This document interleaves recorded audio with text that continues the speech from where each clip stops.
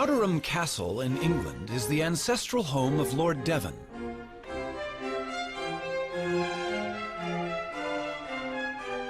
It's also the home of Timothy, a rather venerable tortoise. To the present lord, Timothy is the oldest member of the family. Timothy first came into our family in 1892, and he previously belonged to Captain Rutherford, who was a sea captain, and undoubtedly he was on board ship for quite a long time. And this has given rise to a number of myths about Timothy's beginnings, that he belonged to pirates and all this sort of thing, which aren't strictly true. He's outlived a number of Earls of Devon. I think at a quick count it's about 7, or maybe I'm either the 7th or 8th that he's known. The suggestion is that Timothy is at least 162 years old. I think he mostly lives on sort of clovers and things, but his favourite really is strawberries. Now, my son, what about that? He's been known to make a mistake when he is wanting a strawberry, and we once had a lady with painted red toenails, and she got rather a sharp nip on the toenail. But, he doesn't make too many mistakes. He knows usually what he's got. I don't know that he's terribly hungry at the moment. No. I think it's too cold for eating today. Counting growth rings on their shell is not always a reliable guide to a tortoise's age. Rings vary with diet. But tortoises always live life at a slow pace, and that may be a reason for Timmy's record age.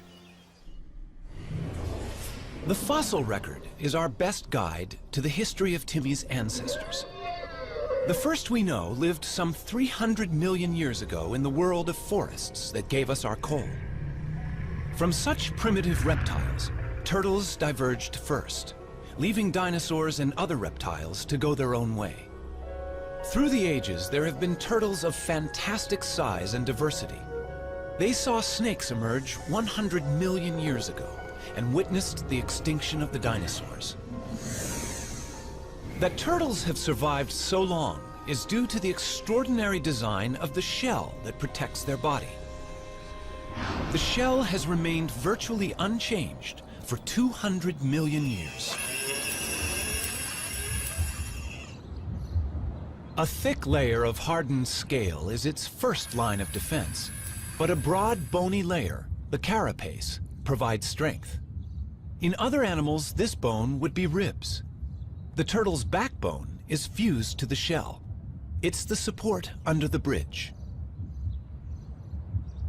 The shell of a turtle serves many purposes. On land, it's heavy, restricting movement, but great protection. Underwater, in a streamlined form, the shell allows for graceful swimming with surprising speed.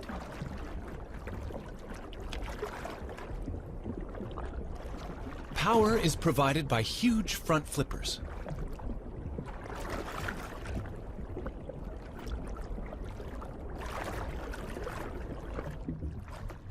Sea turtles migrate thousands of miles, swimming on the ocean currents. Their hind limbs are mainly used as rudders for steering. Legs have no appeal for these sailors. Sea turtles only emerge onto land to nest, and even then, flippers are sufficient to haul the turtle over a beach.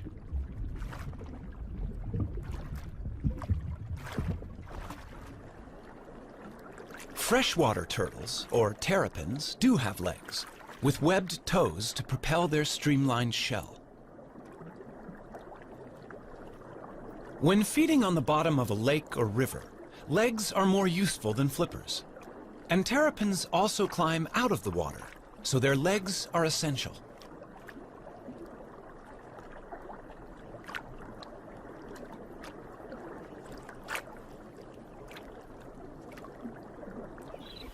A tortoise, walking on land all the time, needs strong legs, in this case to carry it out of danger. The pancake tortoise also has a flattened shell that's handy for fitting into crevices. A caracal can easily spot a meal in these cracks, but the shell of this tortoise, being flexible, can be tightly wedged in the rock. This pancake tortoise's casing defeats the inquisitive cat.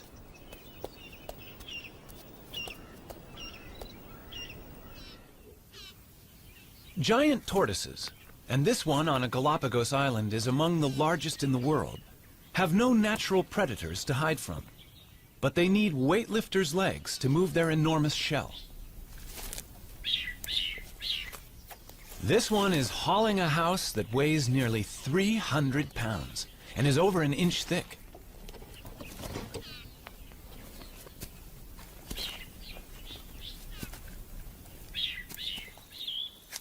A tiny box turtle leads a far more troubled life in raccoon country, but its domed shell has a cunning device that usually outwits such hunters.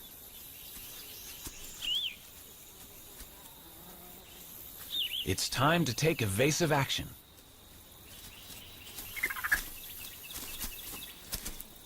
The shell is hinged. The drawbridge comes up, and all of the turtle, head, limbs, and tail, is safe inside its castle.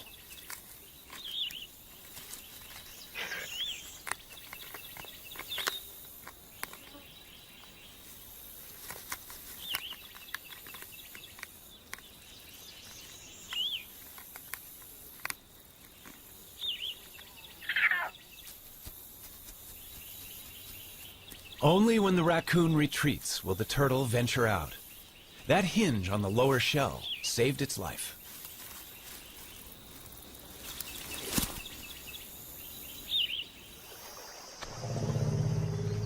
The turtle's shell has survived some huge challenges over millions of years. But sometimes, no matter how good the design, the odds can be against it.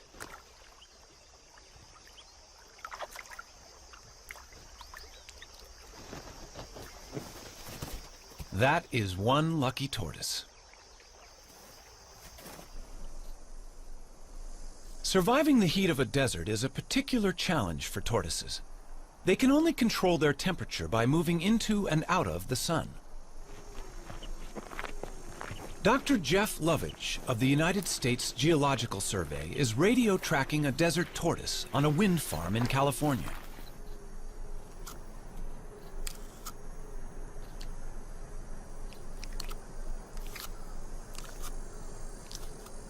Desert tortoises have recently started to decline, and Jeff wants to find out why. Well, here's one of our females. Hello. Getting a little warm out here, isn't it? It's only 9 o'clock right now, but it's already hot out here. It's probably 95 degrees and it's going to be 115 before the day is over. And she's heading for the burrow off to my right. The tortoise needs the burrow to survive and protect itself from the extremes that are so characteristic of the desert. 115 degrees. 30 degrees more than even this desert tortoise could survive out in the open. Look at her walking into my shadow. Desert tortoises take advantage of every opportunity they can to become cool in the midday sun. At the other end of the thermometer, extremes of cold present their own challenge. Some turtles in Canada can survive freezing temperatures. Called painted sliders, their frozen bodies are not drawing breath, and their hearts are not beating, and yet they are not dead.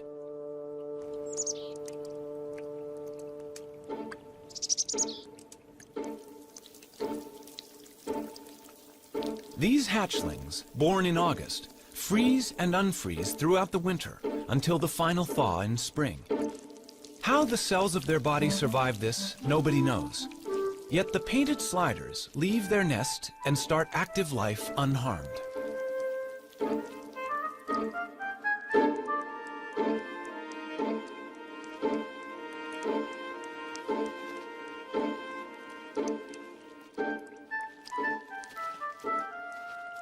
Such marvelous abilities to survive were entirely to the turtle family's advantage, until humans appeared on the horizon. In the centuries before refrigeration was invented, it was sailors who took advantage of the turtle's special qualities. Since turtles can survive for several months without food, they could be carried aboard as a supply of fresh meat. Killing turtles for their tasty meat is a very ancient practice. Wham! That's a direct hit. It's painless for the turtle, though, because we use a special kind of harpoon point, just enough of it to penetrate his tough layer of shell. That is now known to be nonsense. Nerve endings by the hundreds fill both shell and bone, but myths die as hard as the turtles. These turtles weigh from 300 to 500 pounds, and their age is estimated at 1 pound to the year. By the start of the 20th century, overexploitation had brought some kinds of turtles to the brink of extinction. Today, turtle soup and meat consumption continues despite international laws, which attempt to protect endangered turtles.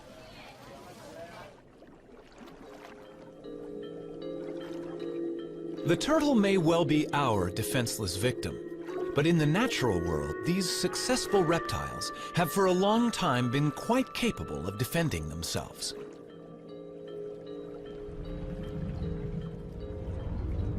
Tiger sharks and their relatives kill sea turtles in deep water. But in these shallows, this loggerhead turtle can turn the tables.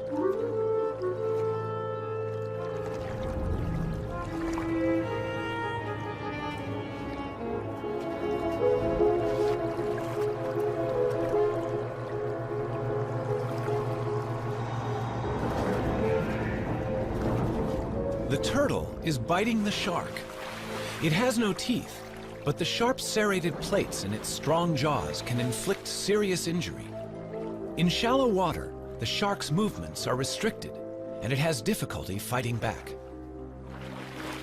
After a breath of air, the valiant turtle can return to feeding. It can give as good as it gets.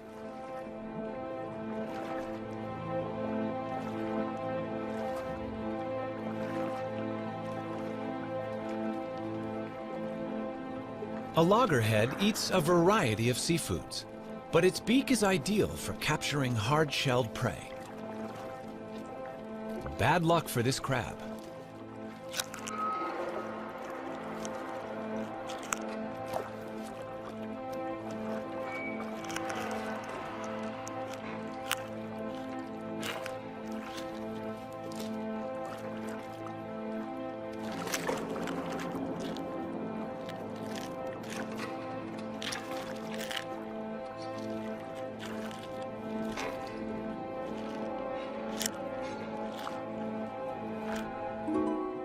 In freshwater, a camouflaged turtle is hunting. This is a mata-mata. It will blend with the fallen leaves and wait for a fish to come within range. Then, it simply sucks them in.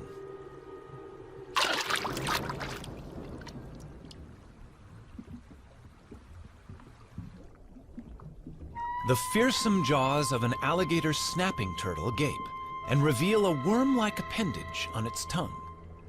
Lured by its wriggling, a fish investigates this death trap.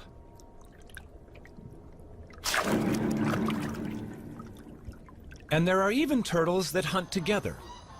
Donald Stridham knows that visitors to the Swardini Reptile Park in South Africa are fascinated by the bloodthirsty terrapins he exhibits there. It's feeding time in the terrapin pool. You know, if I had to put my finger into this water, they would eat it. But I'm going to give them something else to eat, their favorite food, a little piece of chicken here. And if I lower that down, they're going to move towards this. Come, guys. Come on. You'll probably find that the red-eared terrapins come first. They are normally the more dominant, and here comes one now. You can see why it's called a red-eared terrapin. It's got the little red mark behind the eye. And look at that. He's a dominant one, so he will come first. And here comes one of the serrated hinged terrapins on the side here. And the rest of them are going to respond to the movement. In fact, they would have to eat in colonies. They can't easily, as you can see here, bite off a chunk of meat on their own. So they'd need to tear it amongst each other. They'd eat in much the same way as piranhas. So lots together, biting off chunks and pieces of meat. And you can see that happening right here now. The red ear's got a really good grip on it. They tear at the meat. This is all very necessary in nature. They clean up the place. They're in fact the aquatic hyenas.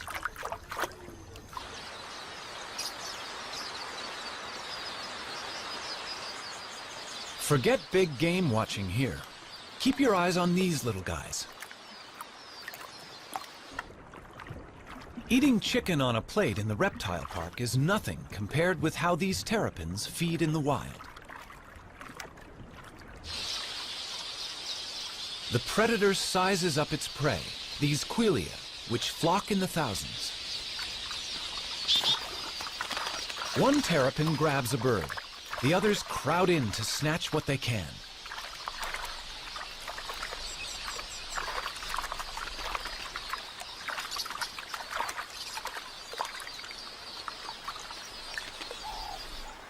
Even birds as big as doves are not safe from the helmeted terrapin's submarine attack.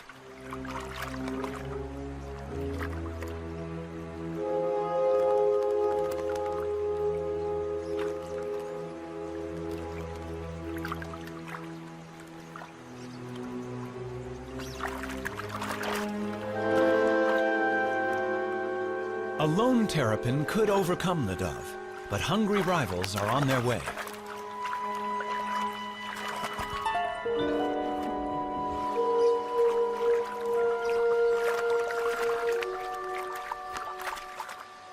And turtles can be even more competitive when it comes to mating. The birds of Dassin Island off the Cape Coast of South Africa share their tiny home not only with rabbits, but also with more than 10,000 tortoises. But not until the temperature climbs to 75 degrees do they come out. Male angulated tortoises hold territories, and once they've warmed up, they begin to chase females on their turf.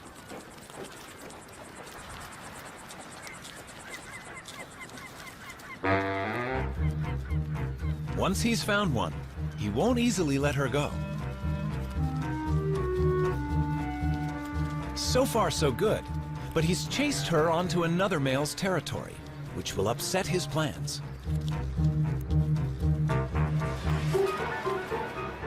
They do battle, a duel in the sun. But a third male has seen an opportunity, and he's mating with their female. Neither the combatants nor the vigorously mating couple show signs of giving in. By the time the fight reaches its climax, the mating is also over. The loser may even lose his life. He must right himself, or else fry in the sun.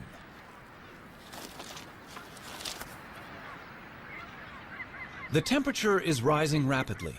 He must get into the shade. But that's hard to find with 10,000 competitors. His answer is to dig in, covering head and limbs and using his shell as a sunshade.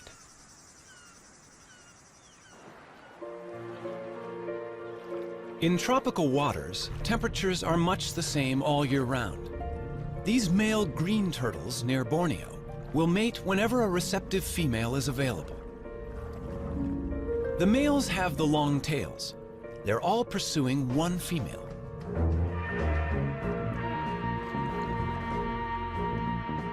A male succeeds in locking onto her shell and mating with her.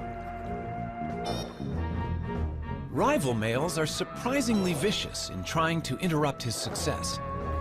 These powerful jaws can injure a flipper. And not only the mated male, but other rivals are also getting bitten. But to no effect. The desire to mate is strong, and only when he has succeeded will other males have a chance to take his place.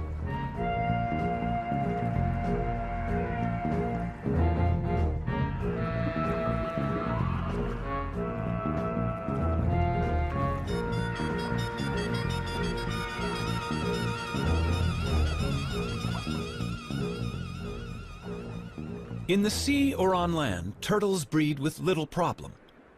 But on the unique islands of the Galapagos, a crisis has arisen. At the Charles Darwin Research Station, the fortunes of the famous Galapagos Island tortoises are being carefully monitored. These tortoises are giants, among the largest in the world. And they are more than just a tourist attraction. They're endangered, and their survival depends on them breeding in captivity here.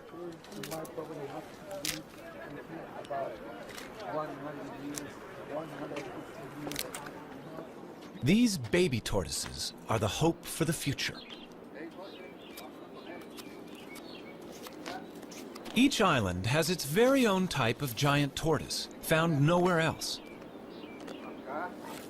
And in these pens, babies are being nurtured until they're ready to be taken to their particular island home.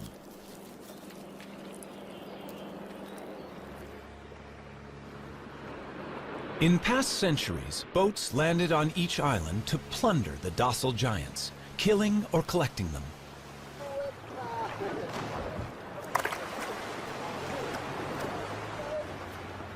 Today's boat is helping to right that wrong, bringing in young tortoises to replace those that were taken.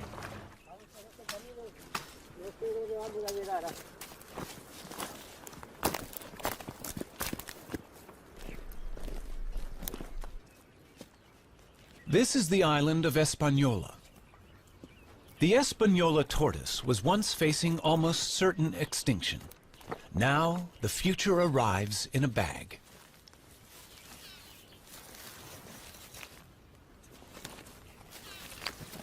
A 1,000 young tortoises have been released like this, all bred from just 15 adults collected in the 1970s. They should be safer than they've ever been. Their only enemy was people, and now the poacher has turned protector. In 20 years, they should all be as big as this adult. But this success has not been repeated for the tortoises of Pinta Island. The last remaining resident of Pinta is living out his old age at the Charles Darwin Research Station. They call him Lonesome George. More than 70 years old, he's the last of his species. All the others starved when introduced goats ate the plants of Pinta, and shipborne rats ate the tortoise eggs. Zoos and private collections worldwide have failed to turn up a relative. And even if a mate were found, he could be too old to breed. The Pinta Island tortoise may be the first turtle species to become extinct in the 21st century. The future of many of the world's turtles is a matter of concern. Even the olive Ridley sea turtles, famous for their mass egg-laying on this beach in Costa Rica, are arriving in fewer numbers each season. Randall Arouse is familiar with the spectacular aribata, as it's called, here at Ostional. Ever since I was a very young boy, and I was always interested in marine biology. But then one day, it was 1982, I was a second-year biology student. I walked into the school and there was a big sign that said, Aribata, we need volunteers. And I thought, well, I've heard about the Aribatas and the turtle nesting. I should go check it out. Then I came to Ostional, right here at this spot, and I saw the Aribata happening. And right then it struck me. Like I had to study turtles, and I've been doing turtles ever since. As many as 200,000 turtles might haul out onto this beach on one night. 20 years ago, it would have been 1 million, but this is still one of the biggest aribatas in the world. The turtles are right now congregating right out there. They're going to congregate in what we call the float, and they'll start coming up after the sun goes down, and probably by midnight or 1 in the morning, we're going to have a very high concentration of turtles nesting here on this beach, and they're not going to finish until sunrise, probably about 8 or 9 in the morning. So yeah, it's going to be some pretty heavy work all night long. We basically know that these turtles come for 2 or 3 consecutive aribatas in a row. Then they're going to leave, and we won't see the turtle again for another year or another 2 years. The aribata that we're witnessing now may easily have 100,000 turtles participating.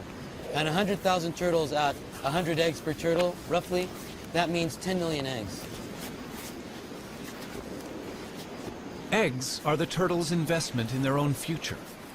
But eggs can also produce illegal income for poachers. So patrols of armed guards protect these nesting turtles all night against egg thieves.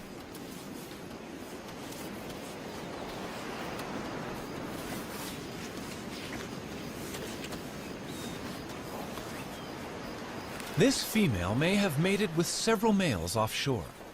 So each of her 60 to 100 fertilized eggs may have a different genetic composition, which is healthy for the future of olive ridley turtles. Randall can also inspect the health of an individual while she's laying. She seems to be unaware of him and in a kind of trance. He examines her gently for signs of disease or injury while she's in this curious, semi-conscious state. Just why she enters this trance is not yet known.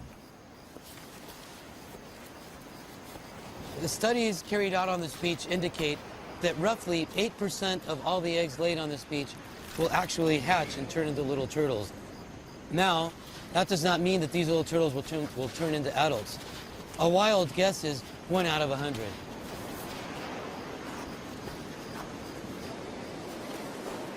This beach at Ostional is only about 4.5 miles long.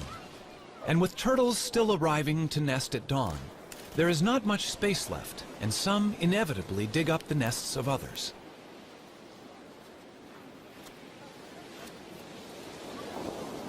Many eggs get damaged, and the loss is enormous.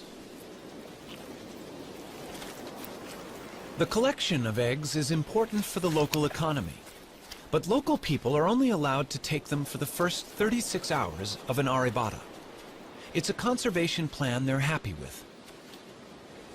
The community of Ostional protects their turtles in many ways. Probably the main way is they respect the management plan. There are rules as to when you can harvest, when you can't, and the community as a whole complies. You can only harvest the eggs for the first 36 hours. The eggs have to be packaged in a special way.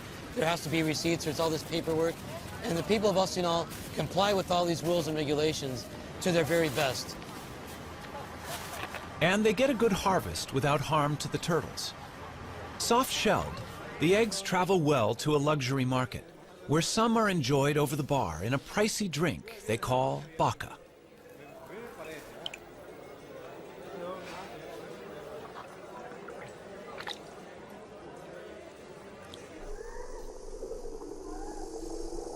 Now that more and more people are living where they do, land turtles such as the California desert tortoise face greater problems. This rivalry concerns Jeff Lovage. When you look at what people have done to the desert in the last 100 years, it's amazing that it's survived. I mean, here we have this rugged old touchstone, a place that looks timeless, yet it's changing very rapidly, in a place that was formerly virtually empty of people and now sits in between Phoenix, Las Vegas, and Los Angeles, some of the most highly populated cities in the United States. And we put roads in through the whole desert. We've driven over it in our motorcycles, our trucks, and our off-highway vehicles. We've encouraged the spread of exotic species of plants and animals that are changing the landscape of the desert very rapidly.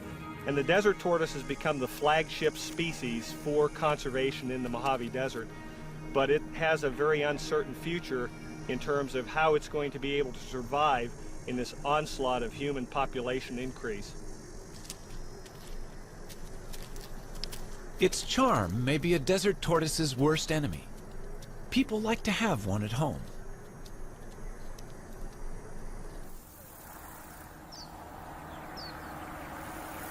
Problems arise when the once-loved pet outgrows its welcome. It seems so easy and kind to let it go in the wild. But Fred, or whatever his pet name has been, is about to cause problems among the wild tortoises he will inevitably meet. He appears to have a cold, a viral infection that he'll soon pass on to others.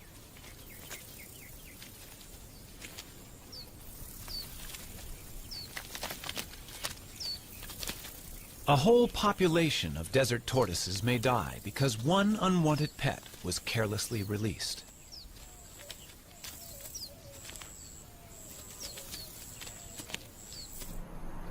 Close to towns, tortoises are presented with other problems.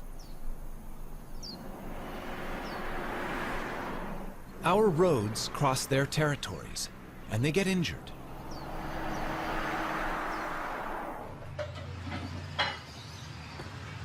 Have a very injured turtle. Another casualty for the vet. But this one is not from a traffic accident. Hi, what do we have here? Oh, let's have a look. Poor thing. Oh, looks like it's been chewed up by a dog or a coyote or some kind of a predator. Okay, this is just like dead skin, dead scales, so this doesn't hurt. This is just like peeling dead skin off. Fiberglass can be used to repair tortoise bodywork. Sometimes I feel like a cook when I'm doing this. Cover up, but we'll cover it up with another layer, and it should do fine. Down there too. Because of the fact that it's clear, we can see through it and see what that tissue looks like in there. So if it ever got to a point where that tissue started looking bad, we'd be able to take this shell patch off and get in there and treat it. All right. Convalescence for that injured turtle is available here with Dan Touchstone of the San Diego Turtle Society. Turtles are able to survive much more severe injuries than a mammal because of their shell and a much slower constitution. Strawberry? Ah, come on, you want it. He also has orphans in his care, unwanted pets. Morning, Puddles. All are pampered here. How you doing, big guy? Breakfast time for you. Yeah, there you go. Puddles, you were about the size of a walnut when we got you. Here you go. I know you're hungry. In Florida, turtles have acquired a special friend, Richard Moretti, who's a bit surprised by his new passion. I moved to the Keys in 1983 and started fishing. Everybody said, oh, you're so great, you came to the Keys to save the animals. No, I came to kill the fish. It just, living in the Keys changes you. You appreciate the environment a little more. Okay. Yeah. She'll be out here by the end of summer. And these are the new babies? Yep. Concerned about sick and injured turtles he encountered in the late 1970s, Richard set up the Florida Turtle Hospital and staffed it with a dedicated veterinary team. Well, she'd have to get a little larger, but yeah, she's swimming okay and she's eating just fine. I filled an old saltwater swimming pool with tarpon and grouper and snapper, and all the children that came to visit said, do you have any turtles? So in 1986, we went to the state of Florida and said, how do we get sea turtles? They said, well, the only way you can have them is to do something for them. And I said, well, what would you like us to do? They said, well, we need a rehabber. And they said, a rehabber, if a turtle gets hit by a boat, we take it to the vet and pay the bill. We buy the food and pay the bill. And when it's ready, we turn it out. I said, well, I can do that. And that was our very modest start of the Sea Turtle Hospital. Guys, eat Watch up. your legs. I got him. There he goes. Okay, that's perfect. Well, before I moved to the Keys, I ran a Volkswagen facility, and Volkswagens would come in broken, and my job was to find the best mechanics and the best parts. Well, this is the same. The turtles come in broken, and my job is to find the best vets and the best meds. It's the same, except now instead of having to give them the bill, I pay the bill, and that even makes it nicer. There you go. God. Thanks, Doc. And I didn't get too wet. This little tumor is the beginning of a virus that affects sea turtles around the world. This disease started 100 years ago. When we first started seeing it 15 years ago in the Keys, turtles would come in with a singular tumor like this. This turtle's evidently just gotten the disease because he's only got a couple of very small tumors, which we'll take off. And once we do, that'll immunize her against the disease. We'll keep her for a year, we'll make sure she doesn't grow anymore, and then we'll let her go. It appears to be a herpes virus, very similar to herpes simplex 1 and 2, and it's affecting turtles worldwide. Right now, all 8 species of turtles have a similar lesion. We haven't been able to get tissue samples to make sure it's the same virus, but we've gotten tissue samples from about half the turtles around the world, and all the ones we've been able to examine are about 95% positive to the same virus. Okay. Some turtles infected with this herpes virus arrive in a much more advanced stage of the disease. The team intends to do everything they can, but this turtle has been greatly weakened by the growths.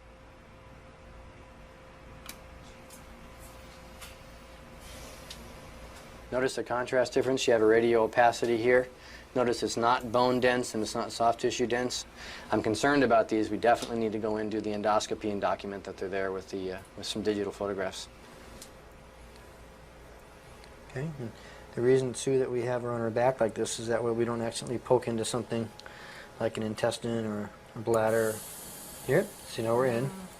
That's got to make her feel so much better. Okay, gang, here we go. I'm going to pass this directly in. There we go. The endoscope does not reveal good news. They can recognize large tumors within her body. In the wild, she may not have lived much We longer. have what we need. Okay, now we need to roll her back over because I need to put a suture in there. Suture in there, okay. Well, that's not good news for this baby, unfortunately. Easy.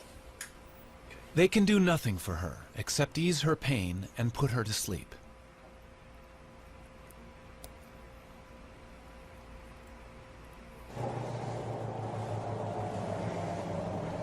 The joy of success helps make up for the sadness of failure. And today, 4 rehabilitated turtles are going home. They look like they're ready. Yeah, after never being out of a tank, they're going to enjoy this big tank called an ocean, huh? All right.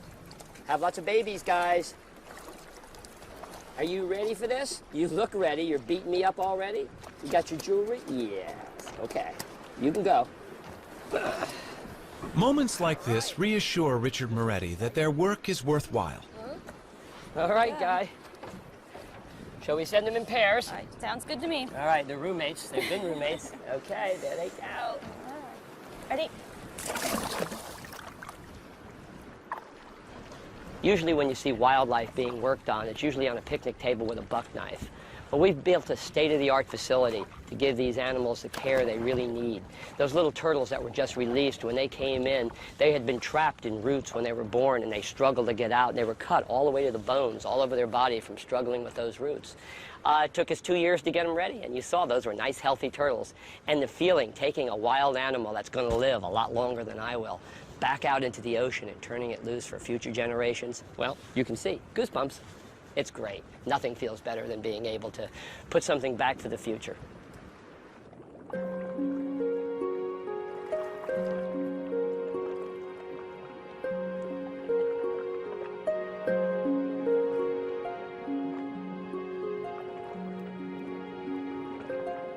Every day, turtles can be seen enjoying the attentions of cleaner fish in the wild.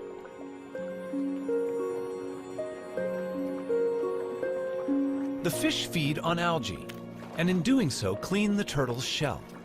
It's a partnership that's millions of years old.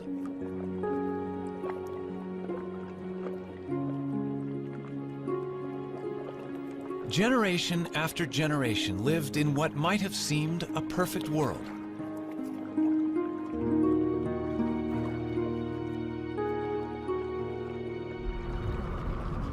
But change is sweeping through the ocean.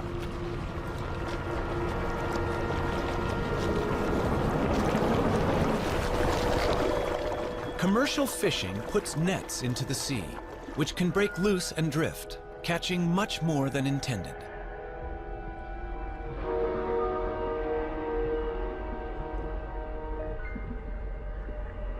These death traps can also snare and drown frightened turtles. Helplessly bound, they cannot swim to the surface to breathe. Shrimp nets have also taken a toll on turtles. Scientist John Mitchell. In the late 1970s and early 1980s in the southeast region of the United States, we estimated that approximately 40,000 sea turtles were killed incidental to shrimp trawling. And this problem created a need for either a shutdown of the fishery or the development of some apparatus or a technique to exclude the sea turtles from the trawl. What they developed was TED, a turtle exclusion device. It's tested inside the trawl net of a working fishing boat.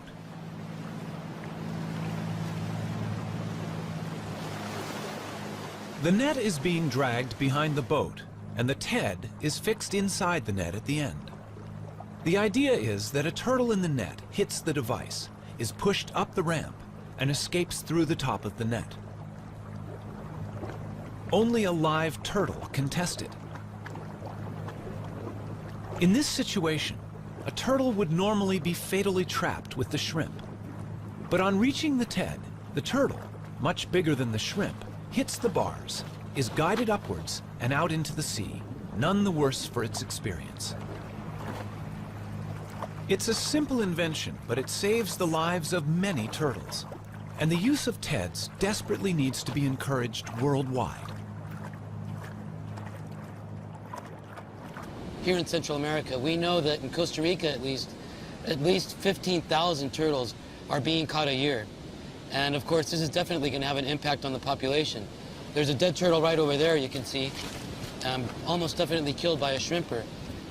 If Costa Rica was implementing TEDs efficiently, this would no longer be the case.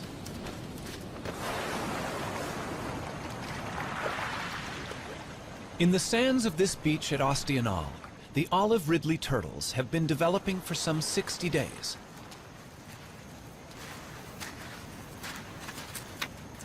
What happened under the sand as the eggs hatched is quite special.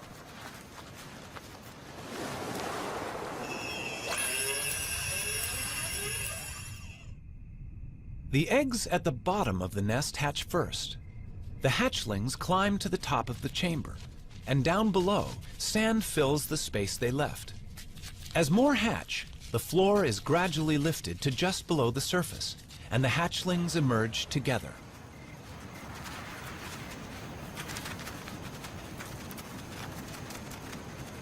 Once out of the nest, hatchlings must head for the sea. But how do they know where it is? Light is a crucial factor for orientation. The sea is always brighter than the land. It's thought that when they are grown, these turtles will return to this very same beach to lay their eggs.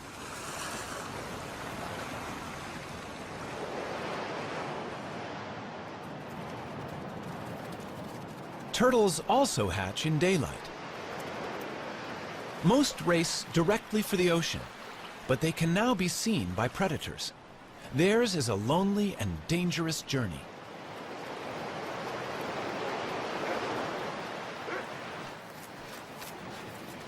On this beach, almost every animal has a taste for turtles.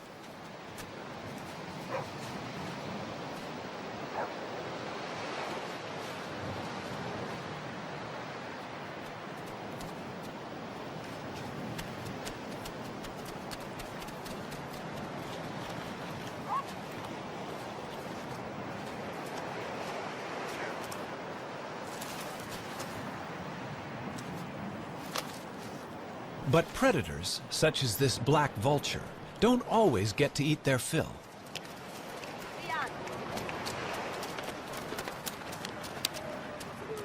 Survival of the turtles is important to the local people. When the turtles are hatching, the women all organize and they go to the beach. They shoo the predators away to make sure that the little turtles can make it into the water. They try to make sure that all these little turtles make it to the water safely, because of course it's to their best interest to make sure that these little turtles make it to the water.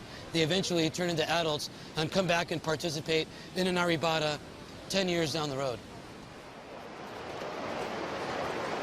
Although some 10,000 hatchlings will survive to become adult turtles, remember 10 million eggs were laid in these sands.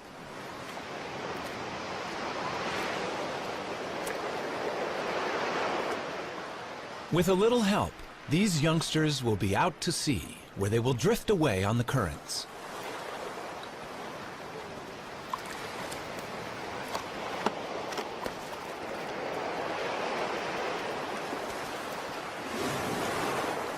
No one knows where they go.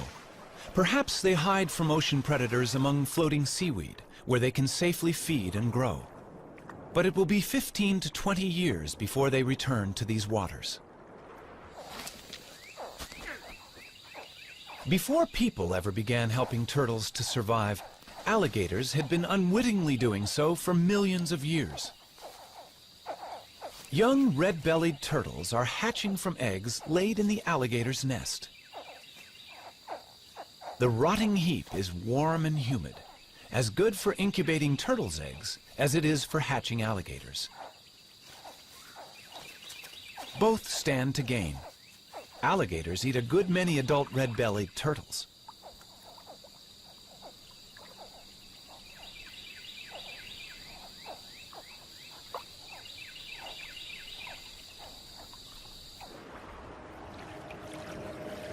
For 200 million years, turtles, with their curious bodies encased in their remarkable shells, have endured all manner of change around them. Today's world is unlike that of long ago. The oceans are threatened by human pollution and greed. Ancient homelands have become deserts. Islands are overrun by vermin. And the future for these reptiles may depend on us. We don't know really what role they play in the overall scheme of things with the ecosystem. And I think that's one reason why we should use any means to protect them. There are many, many animals that we really don't, humans don't see a need to spend the effort and the time to conserve, but just the fact that we don't know, I think means that we should. Throughout the world, irrespective of culture, there is an affinity for the turtle. Throughout the world, we have myths that ascribe various characters and features to turtles that we like to teach our children, like being steadfast and being resolute. Here in this country, we have our own myth about the tortoise and the hare, and we teach our children that being steady and continuing to run the race can lead to victory. You don't have to be the fastest, you don't have to be the best. This year we were really excited. One of the turtles that we took a flipper off of last year and turned her loose, it was a great big female, probably about 50 years old. She crawled up on a beach in Central Florida and laid eggs this year. And that's really exciting because, you know, up to that point, people usually kept turtles with one flipper in an aquarium or in a park.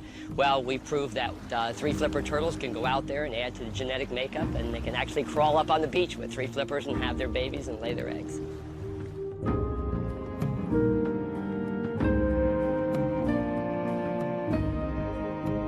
They're 200 million years old. Those are living fossils that we put back in the ocean, and hopefully with a lot of help from